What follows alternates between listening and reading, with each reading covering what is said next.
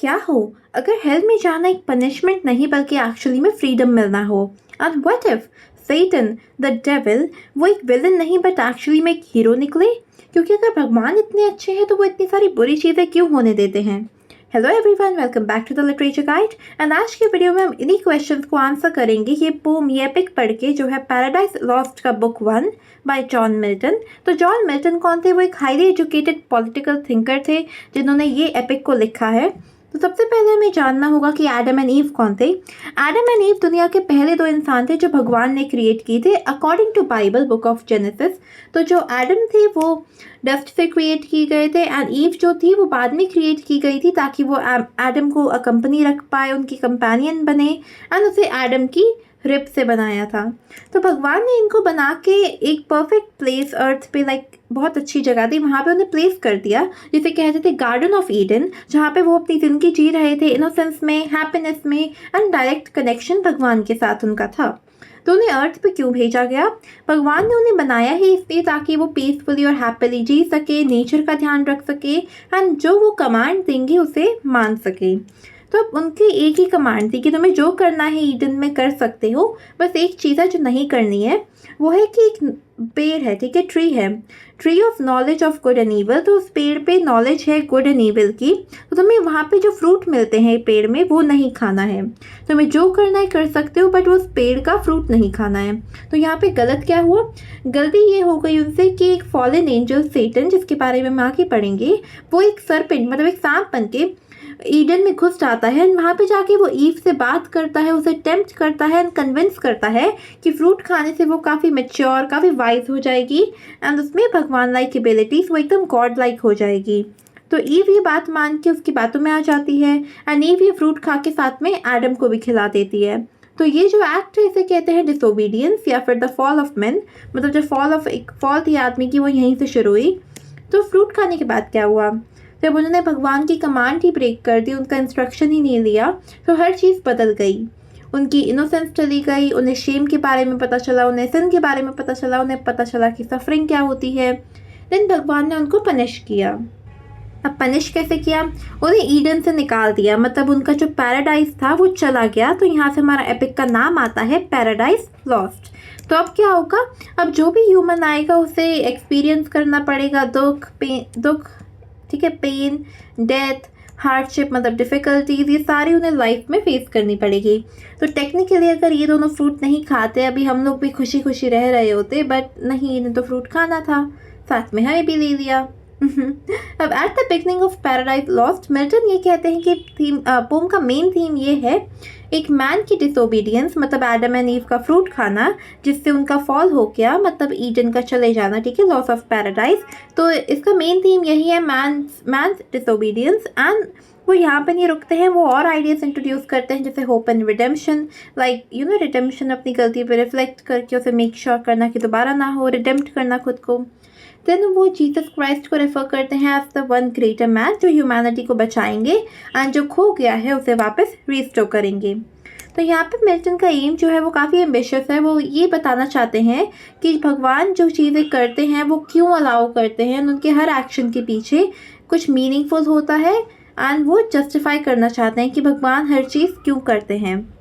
तो इतनी सीरियस और अच्छी पोम लिखने के लिए मिल्टन ने एक हेवनली म्यूज, लाइक जो डिवाइन इंस्पिरेशन होती है, हर एपिक लिखने से पहले हम एक डिवाइन इंस्पिरेशन लेते हैं जैसे क्लासिकल पोट्स लेते थे।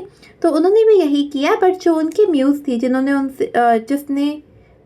जिनसे उन्होंने इंस्पिरेशन ली वो होली एंड क्रिश्चियन थी एंड पेगन नहीं थी।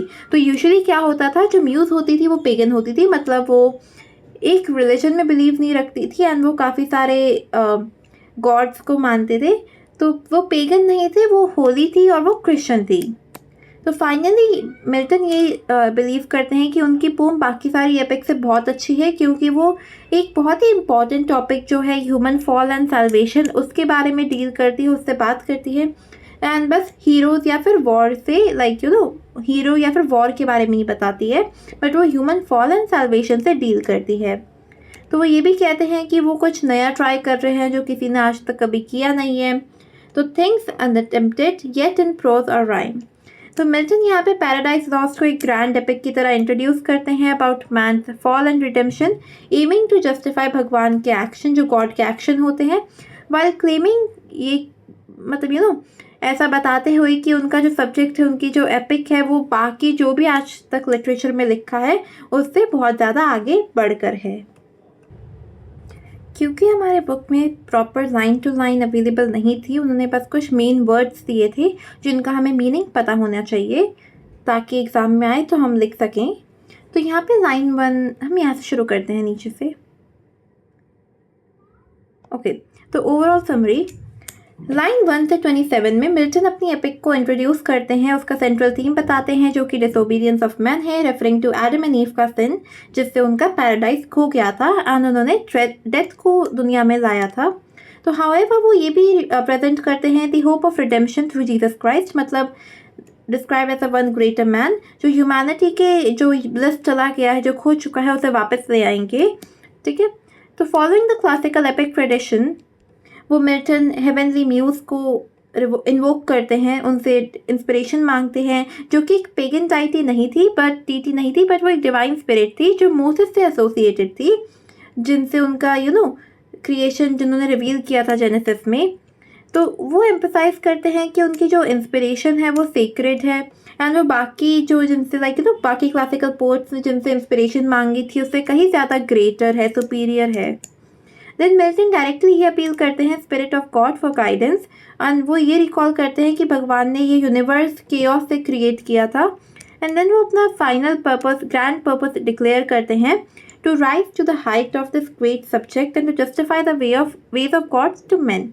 मतलब वो भगवान के एक्शन को डिफेंड करना चाहते हैं कि भगवान ने ये फॉल अलाउ ही क्यों किया ह्यूमंस का।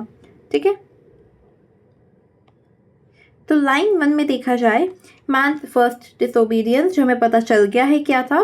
देन लाइन 2 में मॉर्टल, क्योंकि उन्होंने ये सिन कमिट किया इससे वो ह्यूमंस जो थे अब वो मॉर्टल बन गए हैं, मतलब उनकी डेथ हो सकती है, अब वो डिफ़िकल्टीज फेस कर सकते हैं। Eden, line 3 Eden was a perfect happy garden जहाँ पे एडम एंड ईव रहते थे उनकी फॉल से पहले। वन ग्रेटर मैन मतलब जीसस क्राइस्ट जो ह्यूमैनिटी को बचाएंगे एंड उनकी खोई हुई हैप्पीनेस को वापस लाएंगे। ब्लिसफुल सीट मतलब जो पैराडाइज है हेवन एंड ईडन का, अ प्लेस ऑफ कंप्लीट हैप्पीनेस जो ह्यूमन ने खो दी बट दोबारा उन्हें मिल जाएगी। हेवनली म्यूज़, लाइन 6 जहाँ पे जो मिल्टन है वो स्पिरिट ऑफ गॉड से अपना डिवाइन इंस्पिरेशन मांगते हैं, ना कि ग्रीक म्यूज़ से। इससे हमें ये पता चलता है कि जो पोम है कितनी रिलीजियस एंड कितनी क्रिश्चियन है। देन लाइन 7 ऑरेब और सिनाई, मतलब ये होली माउंटेन है जहाँ पे मोसेस ने भगवान की लॉस जो थे 10 कमेंडमेंट्स वो रिसीव किए थे। लाइन 8 शेफर्ड, ये भी मोसेस को रेफर होता है जो पहले एक शेफर्ड थे बट वो फिर एक लीडर बन गए, उनका जो शेफर्ड ग्रुप था उसके पीपल के लीडर बन गए। Then line 8 again chosen seed, मतलब this means the people of Israel जो भगवान ने चूज़ किया है उन लोगों को इन द बिगिनिंग, मतलब जेनेसिस के पहले का रेफरेंस है कि भगवान ने केओस से एक खाली जो फॉर्मलेस एम्प्टीनेस थी, जो केओस था, उससे भगवान ने अर्थ को क्रिएट किया है एंड जो स्पिरिट ऑफ गॉड है वो पानी के ऊपर से चल के आया है एंड वहाँ पे लाइफ क्रिएट की है। सियोन हिल इसका मतलब एक माउंट दियोन इन जेरूसलम, एक बहुत ही होली प्लेस है। लाइन 11 सिलोआ, मतलब एक stream of pool near Jerusalem जहाँ पे स्पिरिचुअल प्योरिटी हमें देखने को मिलती है। एनाइन माउंट, यहाँ पे माउंट हेलिकन को रेफर किया जाता है, सीक्रेट टू ग्रीक म्यूसेस। मिल्टन ये सजेस्ट करते हैं कि उनकी पोम बाकी पोम से ग्रेटर है क्योंकि वो एक भगवान से इंस्पायर है, ना कि पेगन म्यूसेस से इंस्पायर है जहाँ से बाकी क्लासिकल पोएट अपनी इंस्पिरेशन लेते थे। Line 17 spirit, Milton directly spirit of God को एड्रेस करते हैं, उनसे गाइडेंस मांगते हैं, इंस्पिरेशन मांगते हैं। लाइन 18 बिफोर ऑल टेम्पल्स, तो भगवान वैल्यू करते हैं एक pure heart more than temples and अंदर की प्योरिटी बाहर की दिखावे से बहुत ज़्यादा इंपॉर्टेंट होती है। वो यही कह रहे हैं कि अगर तुम भगवान में मानते हो तो वो इम्पॉर्टेंट है, ना कि बाहर से दिखाना कि ओ माय गॉड मैं कितना पूजा करता हूँ, मैं कितना भगवान में मानता हूँ। देन लाइन से 21 से 22 डव लाइक प्रेगनेंट, तो इसका मतलब है कि स्पिरिट ऑफ गॉड ने कंपेयर किया है एक डव से स्पिरिट ऑफ गॉड को कंपेयर किया गया है डव से, क्योंकि उन्होंने एक केओस से दुनिया क्रिएट कर दिया। एक ऐसी चीज़ में जहाँ पे लाइफ नहीं थी वहाँ पे उन्होंने लाइफ ला दी out of nothing. Then line 24 में height of the great argument, Milton को इतना राइज होना है ताकि अपने ग्रेट सब्जेक्ट तक वो राइज होना चाहते हैं सेम लेवल पे। लाइन 25 एसर्ट, मिल्टन को ये डिफेंड करना है, प्रूव करना है कि भगवान ने ये फॉल होने क्यों दिया। ठीक है, तो आई होप ये समझ आ गया हो। Check your progress, comment upon the significance of the invocation in book 1 of Paradise lost.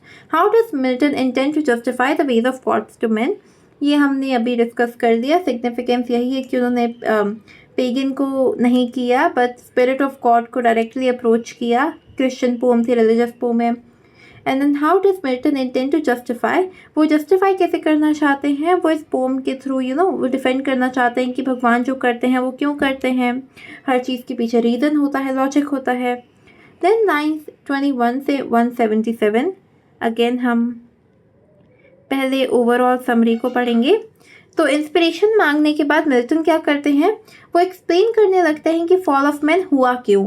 तो वो कहते हैं कि सेटन, जिन्होंने भगवान के अगेंस्ट रेबल किया था, भगवान के अगेंस्ट लड़े थे, वो एकदम प्राइड एंड जेलसी से भरा हुआ था सेटन। तो डिफीट होने के बाद भगवान, ऑब्वियसली सेटन भगवान जितना स्ट्रांग तो था नहीं, तो उसे डिफीट कर दिया भगवान ने इजीली, एंड उसके बाद उसे हेवन से निकाल के हेल में डाल दिया। तो आउट ऑफ रिवेंज, क्योंकि अब उसे गुस्सा आ गया था कि मेरे साथ ऐसा कैसे कर दिया, तभी वो सांप बन के ईडन में घुसा एंड एडम एंड ईव को टेम्प्ट किया। देन मिल्टन डिस्क्राइब करता है हेल को डिटेल में। तो हेल कैसा होता है देखने में, एकदम हर जगह आग लगी होती है, स्ट्रेंजली आग लगी है बट कोई लाइट नहीं है, बस डार्कनेस देखने को मिल रही है, बहुत नेगेटिव प्लेस है। वो एक ऐसी जगह है जहाँ पे हमें दर्द देखने को मिलता है, लोगों को तड़पता हुआ सफरिंग देखने को मिलती है, एंड बिल्कुल भी वहाँ पे कोई होप नहीं है, वहाँ से बचने का कोई होप है ही नहीं। Then Satan and the fallen angels, Satan जो डेविल है एंड फॉलन एंजल्स जिन्होंने सेटन का साथ दिया था, वो सारे वहीं पे हैं, सबको हेल में डाल दिया जब वो डिफीट हो गए। तो सेटन जो है वो धीरे धीरे हेल में से उठता है, वो स्लोली उठता है एंड वो वहाँ पे कंफ्यूज होता है, गुस्से में होता है एंड फुल ऑफ पेन होता है। तो वो इधर उधर देखता है, फिर उसे रियलाइज़ होता है कि हेवन कितना पीसफुल था, कितना हैप्पीनेस से भरा था, एंड ये देख के उसे और सफरिंग होती है। तो वो जब अपने आसपास देखता है उसे हेवन जैसा पीसफुल तो कुछ भी नहीं दिखता, बस डिस्ट्रक्शन दिखता है एंड हर जगह आग दिखती है। देन क्या होता है, सोन वो अपने आसपास देखता है तो वो बेएल्ज़ेबब को देखता है एंड यहाँ से एक बहुत इंपॉर्टेंट कॉन्वर्सेशन शुरू होती है उन दोनों के बीच में। तो सबसे पहले सेटन को याद आता है, वो बोलता है वो बोलना शुरू करता है कि उसे याद है वो कितने पावरफुल थे एक टाइम पे, एंड वो ये भी एडमिट करता है कि भगवान उनसे ज़्यादा स्ट्रॉन्ग है। ठीक है, बट वो ये रिफ्यूज़ कर देता है, भगवान की समेत भगवान को मानने को वो रिफ्यूज़ कर देता है। वो कहता है मैं नहीं मानूंगा भगवान को, मैं उन्हें सबमिट नहीं करूँगा, मैं उनसे ऑर्डर नहीं लूँगा। एंड वो ये भी कहता है कि उसका माइंड, उसका दिमाग और उसकी इच्छा विल, वो काफ़ी अभी तक बहुत स्ट्रॉन्ग है। एंड देन वो एक काफ़ी स्ट्रॉन्ग डिसीजन लेता है। वो ये बोलता है कि हेल को रूल करना बेटर है हेवन में भगवान को सर्व करना। तो ये आइडिया है उसके एटीट्यूड के पीछे। वो ये कहता है कि मैं यहाँ पे इतनी दुख भरी जगह में रह के इस जगह को रूल कर दूंगा, यहाँ का किंग बन जाऊंगा, बट मैं हेवन में जाके, अच्छी जगह में जाके भगवान की बात बिल्कुल नहीं मानूंगा। तो इसकी विल कंटिन्यू रहती है भगवान से हमेशा लड़ने के लिए, शैतान की। तो जो बेएल्ज़ेबब है वो रिप्लाई करता है कि वो एक्सेप्ट करता है कि भगवान बहुत पावरफुल है, उनसे काफ़ी ज़्यादा पावरफुल है, एंड वो वरी करता, उसे चिंता होती है कि अब उन्हें एटर्नल, उनकी लाइफ टाइम जो है उन्हें यहाँ पे सफ़र करना पड़ेगा। एंड वो ये भी सोचता है, वंडर करता है कि भगवान ने उन्हें ज़िंदा ही इसलिए छोड़ा ताकि वो उन्हें हमेशा हमेशा के लिए पनिश कर सके हेल में भेज के। बट सेटन जो है वो इसके रिप्लाई को रिजेक्ट कर देता है, उसकी थिंकिंग को रिजेक्ट करता है। वो कहता है कि अब जो वो करेंगे वो सिर्फ ईविल होगा, वो सिर्फ गलत करेंगे। अब जो सेटन है और जो बाकी फॉलन एंजल्स है, वो हर चीज़ करेंगे जो वो कर सकते हैं भगवान को अपोज करने के लिए, भगवान से लड़ने के लिए, उन्हें गुस्सा दिलाने के लिए, उनकी आइडियोलॉजी के अगेंस्ट जाने के लिए, एंड वो हर अच्छी चीज़ को बुरी चीज़ में कन्वर्ट करना चाहते हैं। तो एट द एंड क्या होता है सेटन ये देखता है कि अब वॉर तो ख़त्म हो गई है, तो हेवन वापस शांत हो गया है। जो उनका रेबेलियन था, जो वो भगवान से लड़ रहे थे, वो अभी के लिए ख़त्म हो गया है। बट वो प्लान करता है कि वो ये चीज़ को कंटिन्यू रखेगा किसी अलग वे में, किसी डिफरेंट वे में। तो इन वेरी सिंपल टर्म्स यहाँ पे हमें फॉल ऑफ सेटन देखने को मिला, डिस्क्रिप्शन ऑफ हेल देखने को मिला, Satan waking up and reacting, and उसका प्राउड डिसीजन जो भगवान को कभी वो फॉलो नहीं करेगा, एंड उसके एंड बेल्ज़ेबब के बीच में जो एक इम्पॉर्टेंट कॉन्वर्सेशन थी, हमें वो देखने को मिला। देन लाइन बाय लाइन देखा जाए तो यहाँ पे 27 से 28 में हेवन एंड हेल, मतलब मिल्टन हेवनली म्यूज को प्रेज करते हैं ये कह के कि उन्हें हर चीज़ पता है हेवन एंड हेल के बारे में, एंड उनसे कुछ नहीं छुप सकता है। देन 29 में ग्रैंड पेरेंट्स, जहाँ की एडम एंड ईव जो पहले इंसान थे। 30 से 33 में फीवर रिवॉल्ट, मतलब मिल्टन पूछता है कि एडम एंड ईव जो भगवान के जिन्हें भगवान जिनका साथ दे देते थे, उन्होंने ही उन्हें डिसोबे क्यों कर दिया। उनका बस एक ही रूल था, बट उन्होंने वो रूल भी तोड़ दिया। लाइन 34 इन्फर्नल सर्पेंट, मतलब सेटन। तो सेटन यहाँ पे ईव को अटेम्प्ट करता है एक सर्पेंट की फॉर्म लेके। 35 से 40 स्टर्ड हाई, मतलब सेटन जो था वो फुल ऑफ जेलसी था, उसमें रिवेंज की आग थी। एंड जब उसे हेवन से निकाल दिया गया तो उसका एक ही गोल था कि उसे ह्यूमंस को करप्ट करना है, ह्यूमंस को बिगाड़ना है और भगवान को चैलेंज करना है किसी वे में। तो 41 से 44 अलमाइटी पावर, इसका मतलब है सेटन एंड उनके एंजल से भगवान के अगेंस्ट लड़ा, बट उन्हें ईजिली डिफीट कर दिया गया क्योंकि भगवान बहुत पावरफुल हैं। देन 45 से 46 एथीरियल स्काई, मतलब भगवान ने सेटन को हेवन से हेडलॉन्ग फेंक दिया, एंड वहाँ से ब्यूटीफुल स्काई टू हेल की जर्नी हमें देखने को मिलती है कि ये स्काई कितना ब्यूटीफुल था और ये हेल कितना गंदा सा है। तो वो ऐसे गिरते गिरते सिनेमैटिक शॉट काफ़ी।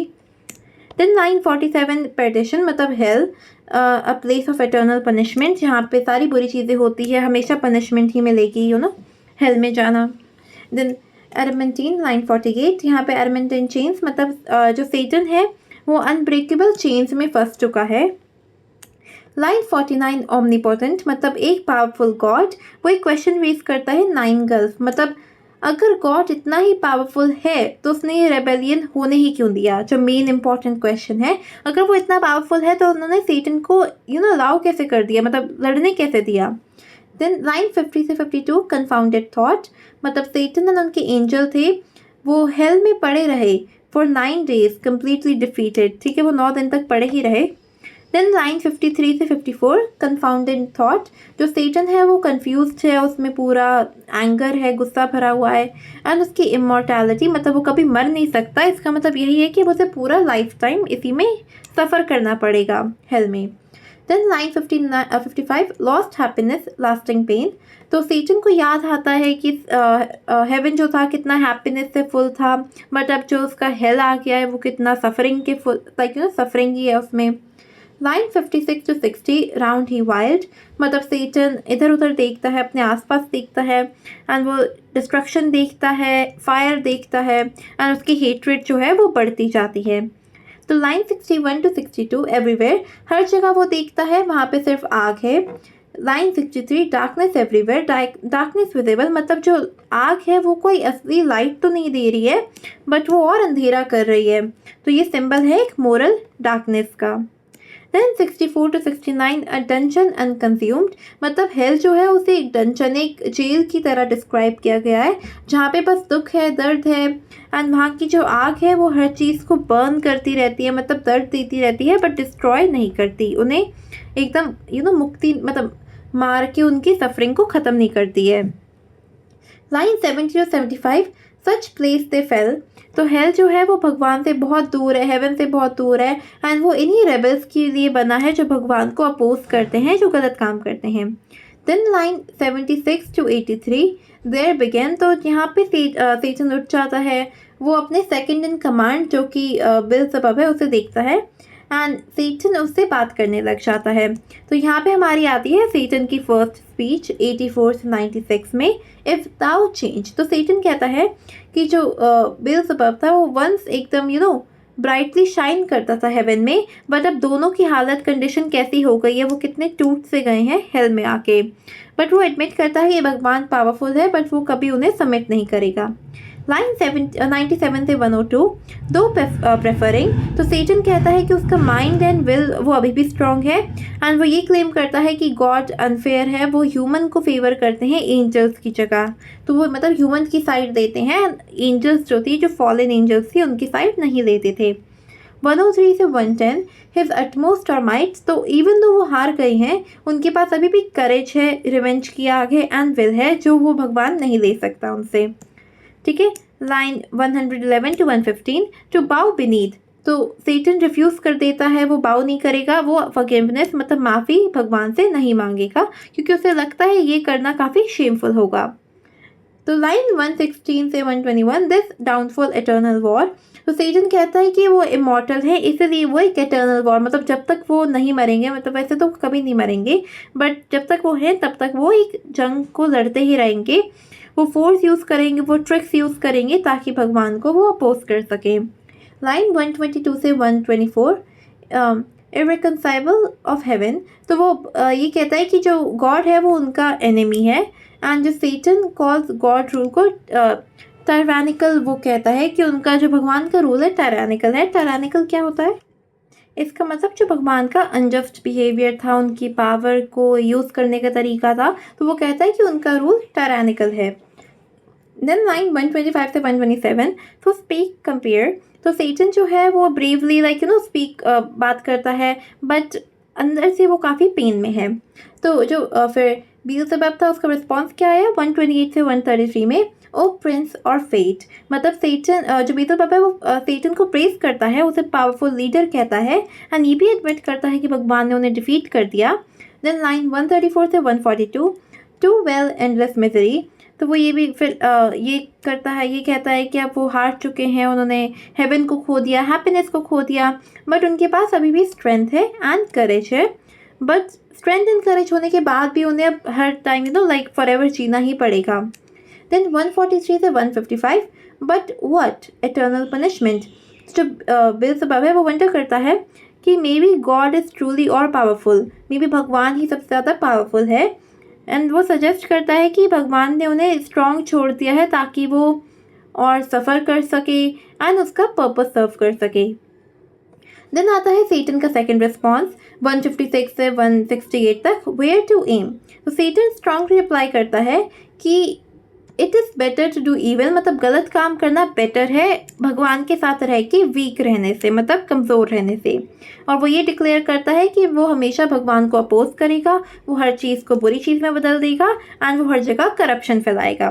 देन लाइन 169 से 177, बट सी डीप, तो सेटन ऑब्जर्व करता है कि वॉर के बाद हेवन काम हो गया है, भगवान जो है वो हेवन वापस रिटर्न कर चुके हैं, एंड जो बैटल है वो ख़त्म हो गया है, but for now. Then moving on हमारे इस पार्ट के क्वेश्चंस, तो critically examine the imagery used by Milton to describe hell in book 1. What does Satan's conversation with Beelzebub tell us about the difference between their respective personalities? तो यहाँ पे मैंने, क्योंकि बहुत ही इंपॉर्टेंट क्वेश्चन थे, तो मैंने इनके आंसर भी साइड टू साइड पेस्ट कर दिया है। फर्स्ट आई थिंक आपको खुद आंसर देने का ट्राई करना चाहिए, एंड उसके बाद आफ्टर अ सेकेंड मैं आंसर दिखा दूँगी।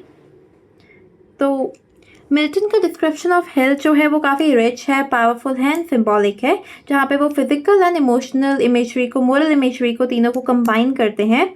तो सबसे पहले हमें कॉन्ट्रडिक्टरी इमेजरी देखने को मिलता है फायर एंड डार्कनेस का, कि जो हेल है वो एकदम आग से भरा हुआ है, बट उसके बाद भी कोई भी लाइट नहीं है हेल में।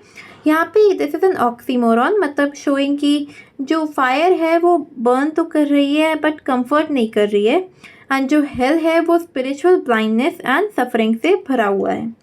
तो यहाँ पे इफेक्ट क्या क्रिएट करता है, एक sense of confusion, horror and hopelessness यहाँ पे हमें क्रिएट करता है ये इमेजरी।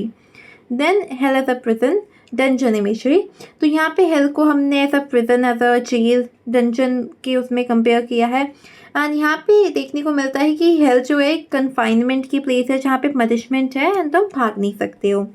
तो इफेक्ट एम्फसाइज करता है कि अब इन्हें जो फॉरएवर जीना है वो कितना सफरिंग, कितने पेन में जिएंगे अगर गलत काम करेंगे। कोई भी गलत काम करेगा तो उसे ऐसे ही पेन में जीना पड़ेगा। Then infinite and bottomless space, तो वर्ड्स लाइक बॉटमलेस, परडिशन यहाँ पे ये सजेस्ट करते हैं कि इसमें एंडलेस डेप्थ है, यहाँ से तुम किसी तरह से भाग नहीं सकते हो। तो जब तक तुम लाइक फॉरएवर इमॉर्टल हो तो तुम्हें हमेशा हमेशा के लिए सफरिंग में जीना पड़ेगा। देन आता है lake of fire and burning landscape. जो हेल है वो एकदम जलती हुई लेक की तरह है, जलती हुए पानी की तरह है, जहाँ पे हर चीज़ डिस्ट्रॉय हो गई है एंड कुछ किसी भी चीज़ में लाइफ नहीं बची है। तो यहाँ पे हमें कंप्लीट डिस्ट्रक्शन एंड डिस्पेयर देखने को मिलता है। Then emotional and psychological imagery, hell जो है बस एक फिजिकल ही फिजिकली ही full of pain, sorrow and despair, मतलब फिजिकली देखने में पेन से भरा हुआ नहीं है, बट सेटन यहाँ पे मेंटली भी काफ़ी सफ़र करता है। देन यहाँ पे hell becomes a state of mind and as well as a जगह। तो हेल तुम्हारे दिमाग में भी बन सकता है एंड साथ में जगह भी बन सकता है। So Milton's hell is not just a physical location, but a symbol of spiritual emptiness, rebellion, and separation from God. The contrast between fire and darkness makes the imagery especially powerful and unique. ठीक है, तो Milton यहाँ पे contrasting symbolic imagery use करते हैं to present hell as a place of eternal physical and mental suffering. Then आता है conversation between Satan and बीएल्ज़ेबुब।